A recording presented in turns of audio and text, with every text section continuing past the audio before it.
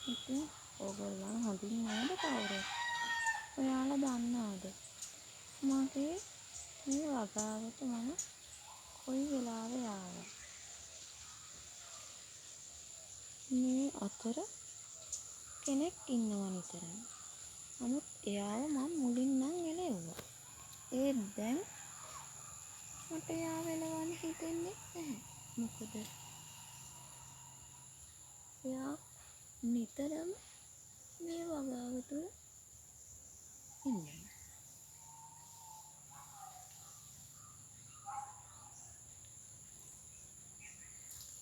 කොච්චර මම එළෙව්වත් එයා යන්න කැමැත්තකුත් නැහැ. මම ඒ හින්දා එයාට දැන් නිතරම ආවහම දැක්කහම කියනවා ඔයා ඉන්නේ අර මගේ ගස්වලට කරදරයක් කරන්නේ නැතුව. ඔයාත් ඉන්න ඕනනේ. ඔයා සතුටින් ඉන්න ඕන ඉන්න. සමහර විට එයා මගේ මල් වගාව බලා ගන්නවද කියලා දන්නේ නැහැ.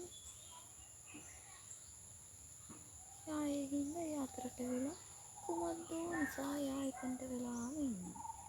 කොයි වෙලාවෙ බැලුවත් එයා ඒ කොතන හෝ ඒ වගාව තුල ඉන්නවා මට පේනවා.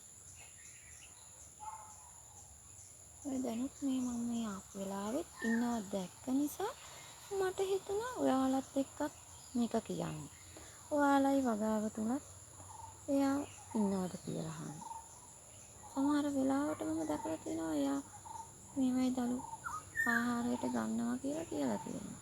නමුත් මගේ වගාවට එහෙම කරදරයක් කරපු විදියකුත් මට පේන්නේ නැහැ.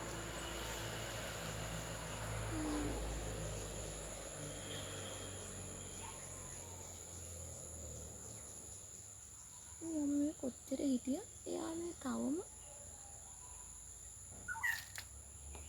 එන්න වෙලා ඉන්නවා. යාළුවනේ ඔයාලත් මේ ගැන මොකද ඔයාලටත් හිතෙන්නේ? එයාලත් ඉතින් ඉන්න ඕනනේ. මල්කල හදන අය වුණාම ලොකු ඉවසීමකුත් තියෙන්නේ. කොහොමද මම සත්තුන්ට ගොඩක් ආදරේ. යාළුවෙන් ඉතින් අපට කරදරයක් නැහැනේ.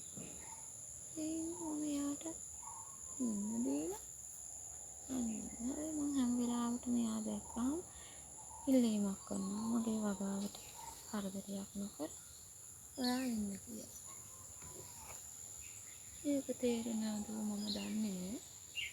එයා මේ වගාව තුලට වෙලා ඉන්න. ඔයාලට මේ ගැන මොනවා හෝ අදහසක් තියෙනවා? ඔයාලට කමෙන්ට් එකක් දාගෙන යන්න. ඔයාලා හැමෝටම සුදු සරණයි. ඔයාලගේ හැම දෙයක්ම මම බලාපොරොත්තු වෙනවා හොඳින් ඉටු වෙනවා.